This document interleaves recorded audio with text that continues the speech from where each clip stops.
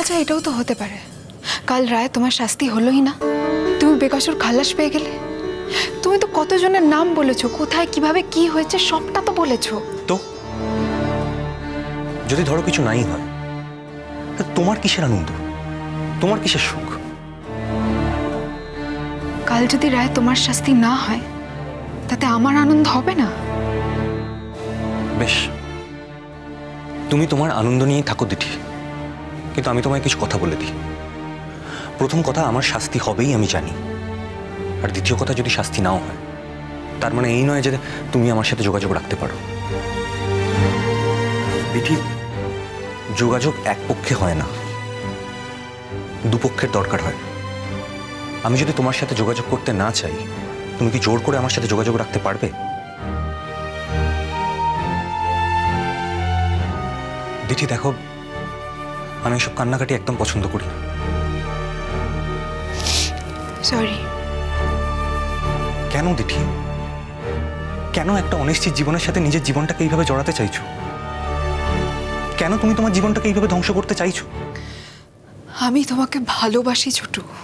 তুমি আমাকে ভালোবাসো বলেই যে আমারও তোমাকে ভালোবাসতে হবে এর তো কোনো মানে নেই। না, তার কোনো মানে নেই, কিন্তু আমি বিশ্বাস করি তুমি আমাকে ভালোবাসো। তুমি আমাকে ভালো না বাসলে তোমার এত কাছে কিছুতেই আসতে দিতে না। তুমি যদি আমাকে লকআপে দেখতে আসো তাহলে তাহলে আমার কি করার আছে? পুলিশকে বলতে আমাকে বের করে দিতে? দিঠি, তুমি আমার ফ্যামিলির পাশে দাঁড়িয়েছো, তোমায় এই অপমানটা আমি কি করে করি? তা না হলে করতে বলছো? আমি এত কথা জানি না, আমাকে এত ঘুরিয়ে পেঁচিয়ে প্রশ্ন করো না। আমি তোমায় কোনো প্রশ্ন করিনি, তুমি যেটা বলছো আমি সেটা বুঝতে চাইছি। আমি তোমাকে ভালোবাসি না দিঠি, আর কিভাবে বোঝাবো তোমায়? বেশ, আর বোঝাতে হবে না। আশা করি আর তুমি কখনো আমাদের পরিবারের সাথে যোগাযোগ রাখবে না। তোমার পরিবারের সঙ্গে আমি যোগাযোগ রাখবো কি রাখবো না সেটা কিন্তু তুমি ঠিক করে দিতে পারো না। তোমার পরিবারের সঙ্গে আমি যোগাযোগ রাখবো ছোটু, সে তুমি আমাকে ভালোবাসো আর নাই বাসো। ঠিক আছে, তাহলে যোগাযোগটা তুমি তোমার দায়িত্বে রেখো, কিন্তু আমার পরিবারকে যেন তোমার পরিবারের কাছ থেকে হ্যারাস না হতে হয়। হ্যাঁ, আমার মা তোমাদের বাড়ি গিয়েছিলেন, তোমার বাবা মায়ের সঙ্গে কথা বলেছে। এখন প্রত্যেকের আচার আচরণের নিয়ন্ত্রণ তো আমার হাতে থাকে না। আমার মাকে আমি কি করে কন্ট্রোল করতাম বলো?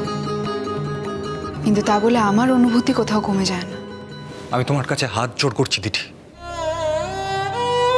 দেখো আমরা খুব সাধারণ, খুব সাদামাটা, আর আমার পরিবার ওরা তো আরোই সাধারণ, কোনোদিনও শহরের মুখটাই দেখেনি ভালো করে। তুমি প্লিজ ওদের জীবনটা এইভাবে এলোমেলো করে দিও না। ওরা নিজেদের মতন করে ঠিক নিজেদের গুছিয়ে নেবে। আমি তাদের সঙ্গে যোগাযোগ রাখা মানে তাদের জীবনটা এলোমেলো করে দেওয়া?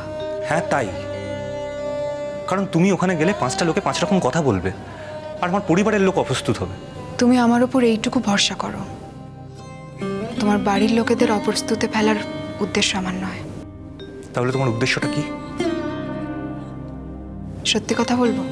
বললে সত্যিটাই বলো। আমি যাকে ভালোবেসেছি সসম্মানে মাথা উঁচু করে তাকে বাঁচতে সাহায্য করা, তার জীবনের সঙ্গে নিজের জীবনটা ওতপ্রোতভাবে জড়িয়ে ফেলা, তার পরিবারের একজন হয়ে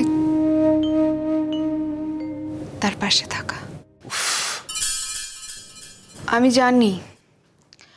জানি এগুলো তোমার পছন্দের কথা নয়, তুমি জিজ্ঞেস করলে সেজন্য সত্যি কথাটা বলে ফেলেছি। বেশ, আমি আর তোমাকে বিরক্ত করছি না।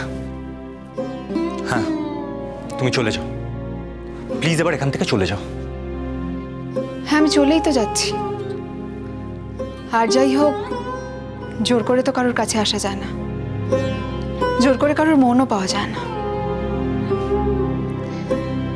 বেশ, তবে তোমার ইচ্ছেই থাকলো, আমি তোমার কাছে আসছি না, কিন্তু তোমার পরিবারের কাছ থেকে তুমি আমাকে সরাতে পারবে না। এসব বড় বড় কথা সময়ের সাথে হাওয়ায় মিলিয়ে যাবে দিঠি। জীবনটা খুব কঠিন, বাস্তবটা খুব কড়া, কালকের পর তো আমার মা বাবা মাধবপুরে ফিরে যাবে, তখন কি করবে? তখন কি ওখানে গিয়ে থাকবে? টিজ করছো তুমি আমাকে? তা থাকবো না, কিন্তু যোগাযোগ রাখতে চাইলে যে কোনোভাবেই রাখা যায়। ফোনে? ওখানে যখন থাকতে পারবো না তখন আপাতত ফোনেই যোগাযোগ রাখবো। আর ছুটির দিনে যাবো মাঝে মাঝে। দিঠি, মাঝে মাঝে গিয়ে তুমি ওদের বিপদ বাড়িও না। তোমার বাড়ির লোকেদের তুমি খুব ভালোবাসো, সেটাই স্বাভাবিক, কিন্তু তা বলে এটা ধরে নিচ্ছ কেন বাকি সবাই তোমার বাড়ির লোকের ক্ষতি করবে? আমাকে অন্তত সেই দলে ফেলো না, সেইটুকু বুদ্ধি বিবেচনা আমার মধ্যে আছে। জানি না আমার ক বছরের জেল হবে। জেল থেকে যখন বেরোবো তখন নিশ্চয়ই তুমি খুব নাম করা ডাক্তার, সংসারী, দুটোই হয়ে যাবে। হাসলে যে? ডাক্তারিতে নাম করতে না অনেকগুলো বছর লাগে, আর আমি নাম করা ডাক্তার হতে চাই না, ভালো ডাক্তার হতে চাই, মানুষের পাশে থাকতে চাই। সেই টার্গেটটা যখন আমার আছে আমি নিশ্চয়ই একদিন সফল হব। আর সংসার, আমি জানি না তুমি ঠিক কি মিন করলে, তবে যদি বিয়ের কথা মিন করে থাকো তাহলে একটা কথা আমি পরিষ্কার করে দিই ছোট, আমি তোমার জন্য অপেক্ষা করব। হয়তো সেই অপেক্ষার অবসান কোনোদিনই হবে না, তুমি কোনোদিনই আমায় ডাকবে না, কিন্তু অন্য কাউকে আমি বিয়ে করব না। আমাকে অপমান করো না প্লিজ। দিঠি, তুমি সত্যি খুব ছেলে মানুষ। তাই? তাই না? দেখো না, এই চ্যাপ্টারটা ভুলতে তোমার কয়েক মাস লাগবে মাত্র। বাহ, তুমি তো আমার থেকেও বেশি ভালো আমাকে চেনো। তা চিনি,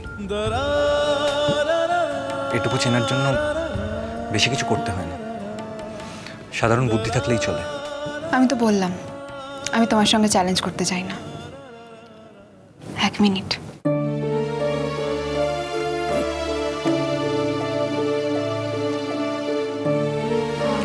পুলিশের কাছ থেকে পারমিশন নিয়ে এই খাবারটুকু এনেছি।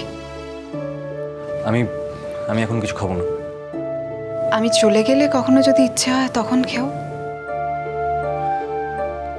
কি আছে এতে? তুমি কাকিমাকে বলছিলে একদিন যে কড়া পাকের সন্দেশ খেতে খুব ভালোবাসো। দিঠি, তুমি কিন্তু খুব বাড়াবাড়ি করছো। কাল যদি রায় বেরিয়ে যায় তাহলে তো এই বাড়াবাড়িটা করার আর কোনো উপায়ই থাকবে না আমার। তুমি তো জেলে দেখতেও দেবে না, অ্যালাউ করবে না, তাই আজকের দিনের মতো মানিয়ে নাও।